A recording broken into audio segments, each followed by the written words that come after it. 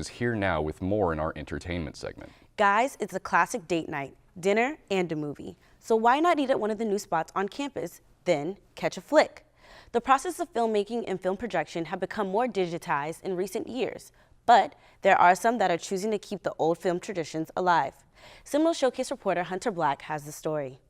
Before the digital age, movies were shot and shown on celluloid film.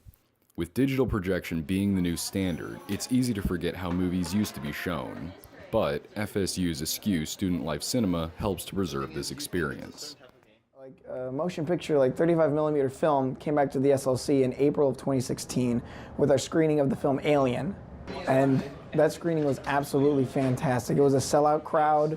People were hollering and screaming, going nuts during the screening. If you aren't sure what celluloid film looks like, it looks something like this. It isn't as clean as digital. There are imperfections such as film grain, dust, scratches, and the famous cigarette burns. With the crisp cleanliness of digital projection, you might be wondering, why would I want to watch an old dirty film print?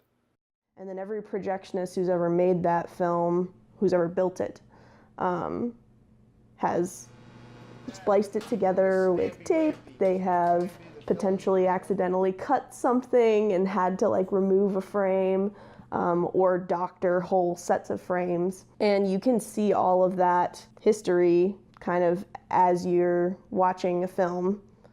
So many people have affected what it looks like at the end of the journey through the projector.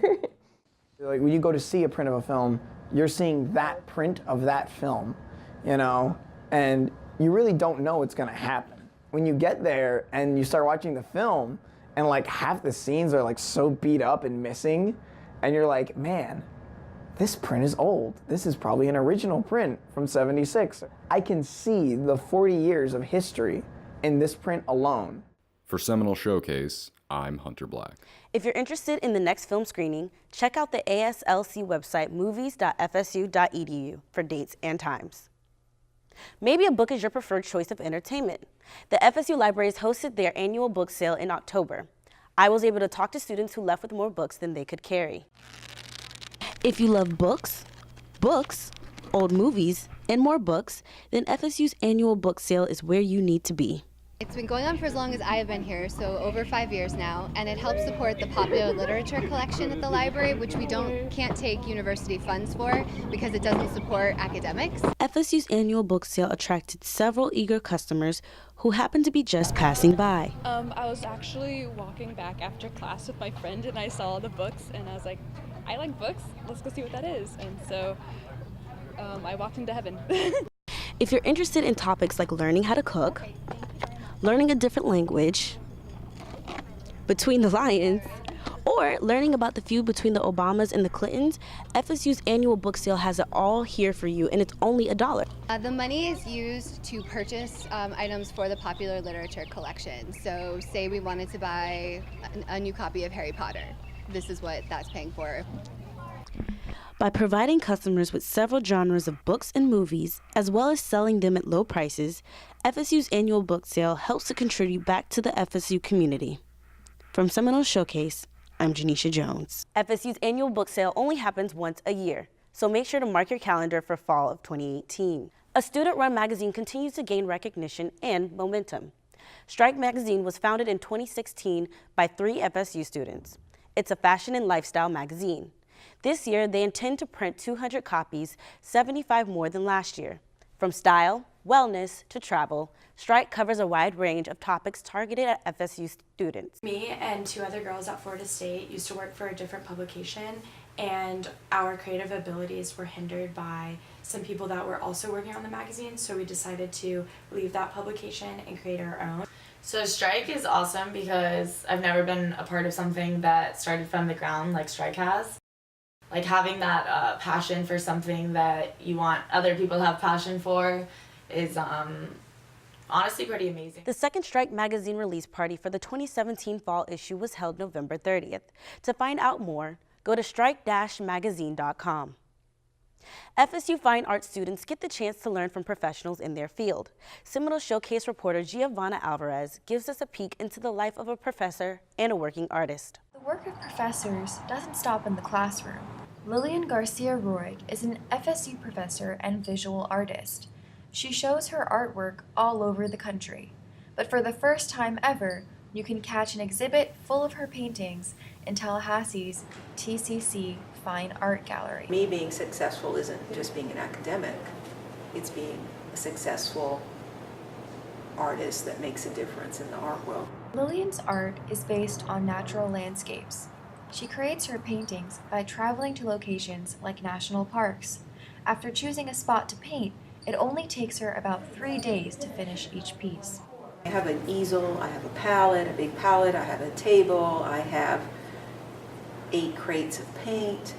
I do try to respond to what I'm seeing, in a gestural or more specific way, but it's this intense experience of relating with nature and being in a place. She has also been a professor for over 25 years and has taught at several colleges like the University of Berkeley and University of Texas.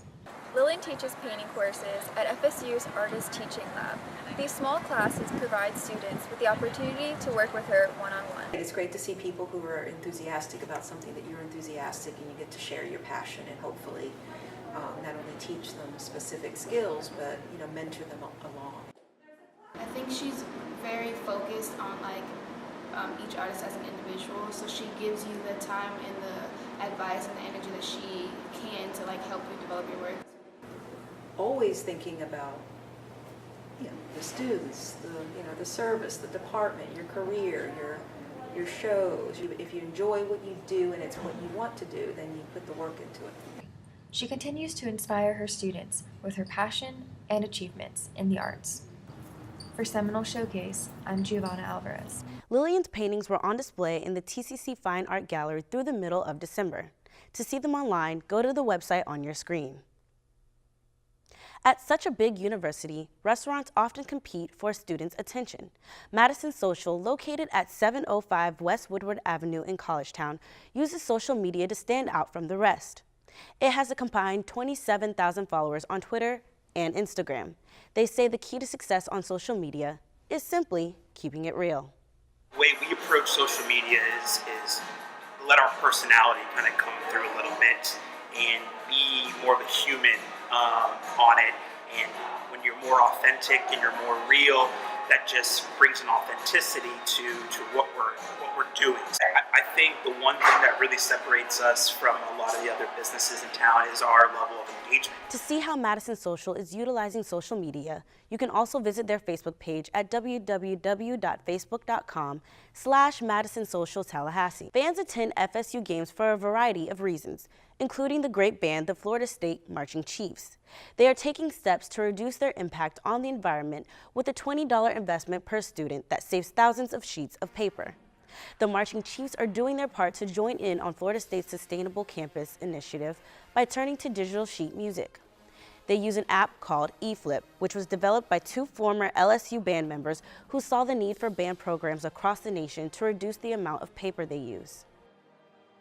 The directors will give us music through Dropbox, and we put it onto our phone, and then we have the music visualized on our phone. The transition's been pretty easy because all we have to do now is bring one object instead of worrying about a bunch of different papers. Band director David Plack has estimated that eliminating paper will save the program tens of thousands of dollars over the years. If you're interested in seeing the Marching Chiefs use their eFlips, be sure to attend any of Florida State's sporting events. Thanks, Janisha. There are so many cool things around FSU that I had no idea about before this. I know, all my classes are at the stadium. Speaking